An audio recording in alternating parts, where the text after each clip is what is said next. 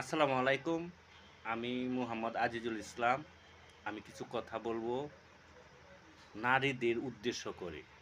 কথাগুলি শুনে যদি ভালো লাগে, বন্ধু হিসাবে পাশে থাকবেন এবং বন্ধু হিসাবে কথাগুলি শুনে যদি ভালো লাগে আমার সাথে একমত কিনা কমেন্টে জানাবেন।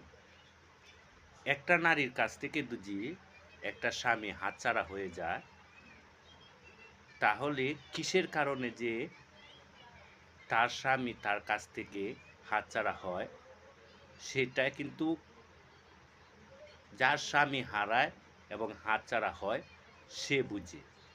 কেমনভাবে? যদি তার স্বামীকে মনের মতো ভালো না বাসতে পারে আর মনের চাহিদা না মেটাতে পারে, তাহলেই কিন্তু একটা পুরুষ একটা নারীর কাছ থেকে চলে যায়। চলে যাওয়ার পিছনে যে কোনো কারণে যে কোনো একটা আঘাত পেয়েই কিন্তু তার কাছ থেকে তার স্বামীটা চলে যায়।